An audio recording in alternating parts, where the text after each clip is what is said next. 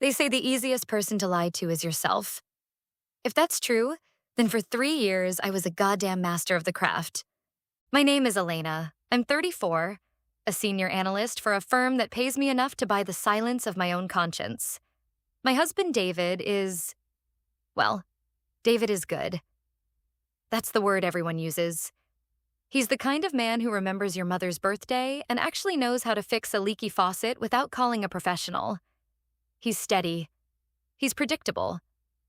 He's a slow-burning candle in a world that I wanted to set on fire. The fire started at a boring corporate mixer. His name was Julian. He wasn't better than David. Not in the ways that count. He was just new.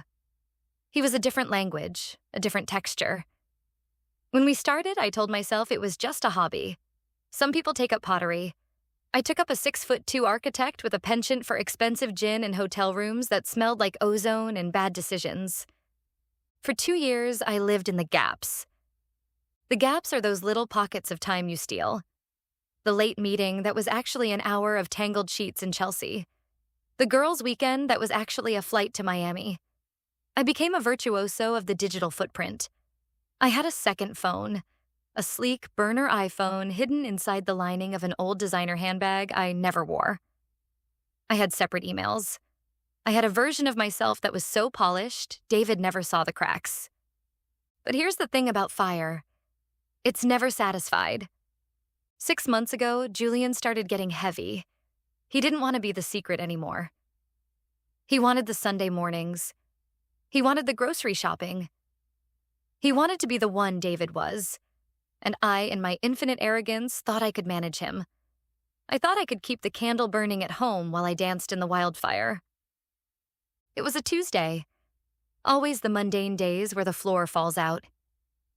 I had just come home from a workout.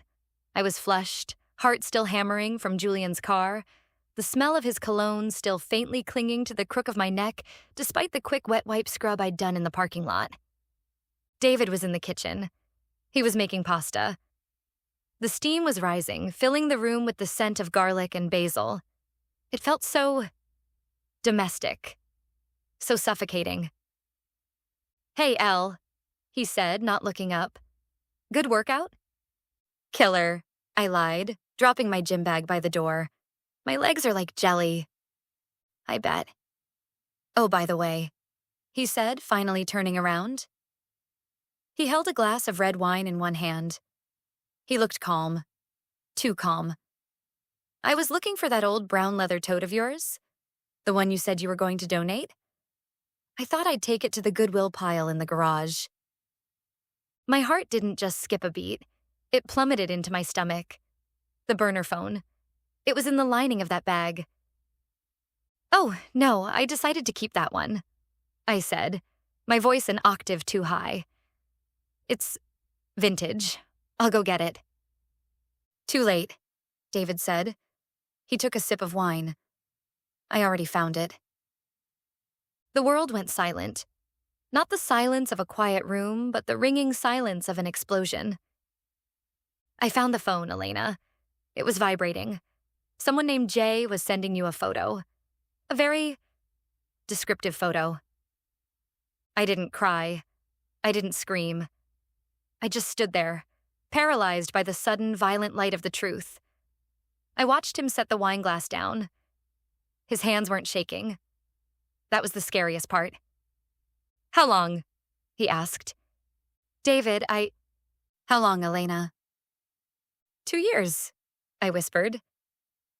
He nodded, as if I'd just confirmed a delivery date for a sofa. "I've known for 6 months. I just wanted to see if you'd ever tell me. I wanted to see if there was any us left to save. But I watched you. I watched you come home and kiss me with his taste still on your lips. I watched you look me in the eye and tell me you loved me while you were texting him under the dinner table." He walked over to the counter and picked up his car keys. "Where are you going?" I asked, my voice finally cracking. "Away. The house is yours. The mortgage is paid through the month. My lawyer will be in touch on Monday." "David, wait. We can talk about this. It didn't mean anything." He stopped at the door. He looked at me, and for the first time in 10 years, I saw him clearly. He wasn't good David anymore. He was a stranger who happened to know my darkest secrets. "That's the saddest part, Elle," he said. "If it didn't mean anything, then you destroyed our entire life for nothing." He left. The click of the door was the loudest sound I'd ever heard. I sat in that kitchen for hours. The pasta water boiled dry. The smell of burning garlic replaced the basil. I reached for my real phone to call Julian. I needed him. I needed the fire. I called. No answer. I texted. "David knows. It's over. I'm coming over." 10 minutes later, I got a reply. Not from Julian, but from a number I didn't recognize. It was a photo of Julian and a woman I'd never seen before, younger, laughing, sitting on a beach. The text below it read, "Julian is back with his wife in California. He said to tell you, thanks for the fun, but he's choosing his family now. Please stop calling." I was alone.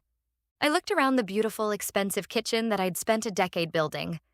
The granite counters, the designer lighting, the good husband, all gone. I had played the game of having it all, and I'd lost every single piece on the board. The aftermath wasn't an explosion. It was a slow, agonizing rot. The divorce was clinical. David didn't want to fight. He wanted an exit. He took the dog. He took the car. He took the respect of every friend we shared. Now, I live in a small, one-bedroom apartment on the other side of town. It's quiet. Too quiet. Sometimes I still reach for that hidden phone in the lining of a bag that isn't there anymore. I wait for a vibration that never comes. I thought I was the one in control. I thought I was the one holding the match. But as it turns out, when you play with fire, you don't just burn your house down. You burn yourself until there's nothing left but ash.